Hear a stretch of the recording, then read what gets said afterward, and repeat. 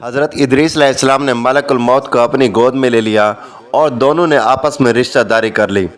बिस्मिल्लाहिर्रहमानिर्रहीम। अस्सलामु अलैकुम वरहमतुल्लाहि वबरकातुहू।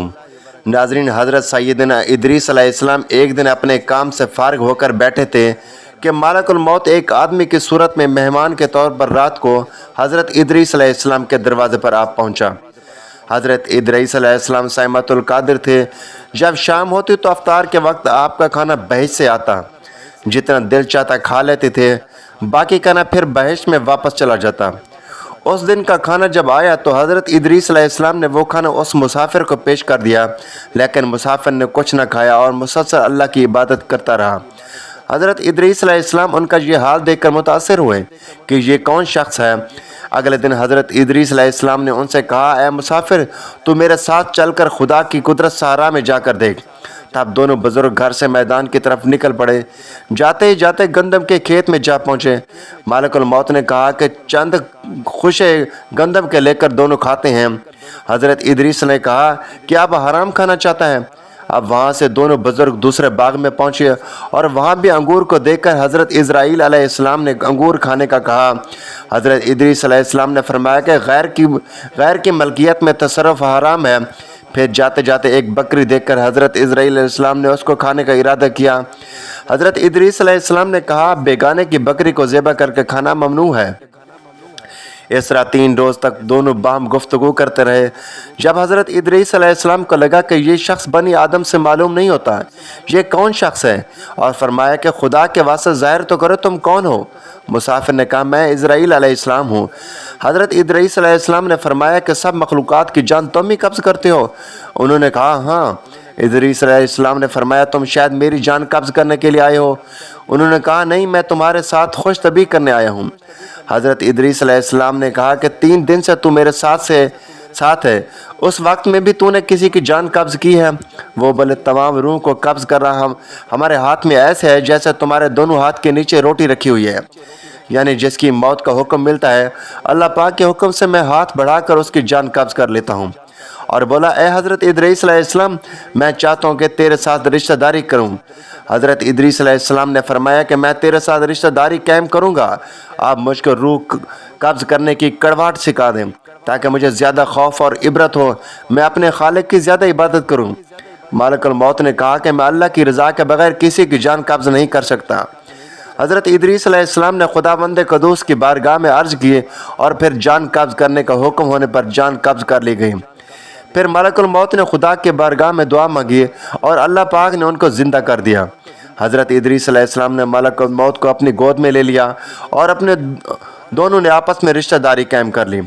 फिर मलकुल मौत ने उनसे पूछा, ए इदरीस अलैहिस्सलाम, जान निकलने की तलखी कैसी थी?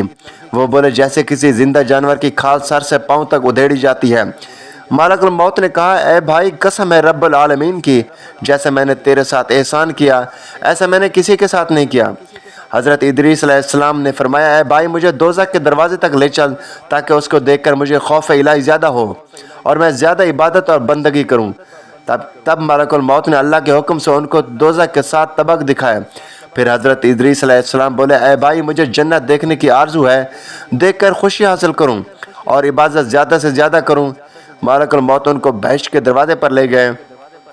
फिर उन्होंने बहिश्त के मनाज़िर अपनी आँखों से देखे। फिर कहने लगे, अरे भाई, मैं जान के तलख सह चुका हूँ।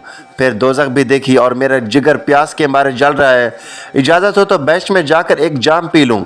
तब उन्होंने कहा, हाँ, अगर तुम वापस आने का वादा करो शायद मैं जाने दूँ। प्यास की वजह से हज़रत इदरीस अलैहिस्सलाम ने वापस आने का ऐद किया और बहुक्म इलाही अपने नालैन दरख्त तूबा के नीचे छोड़कर बहिश्त में दाखिल हो गए, क्योंकि बाहर आने का ऐद किया था और नालैन को भी दरख्त के नीचे छोड़ आए थे।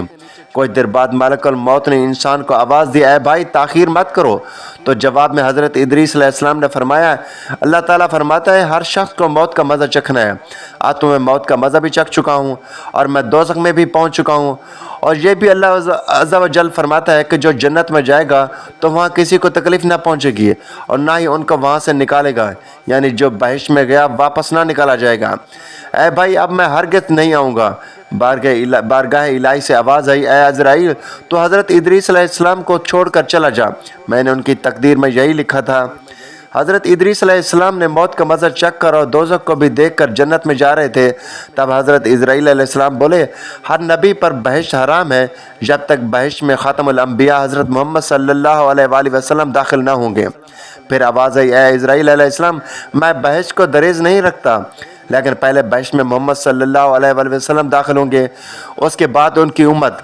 حضرت ادریس علیہ السلام بہشت میں چلے گئے اور ان کے سب فرزند گریا و آہذاری میں تھے۔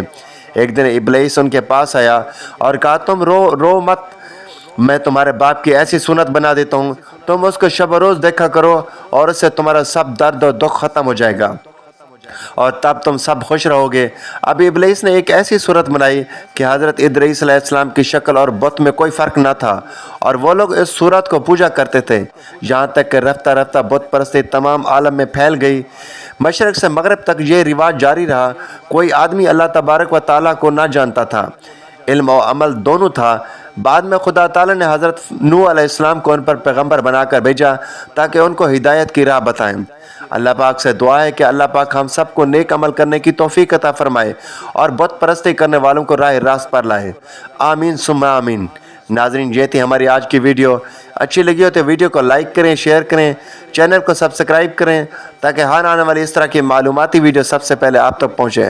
تو ناظرین، اگلی ویڈیو میں پھر ملیں گے۔ اللہ حافظ۔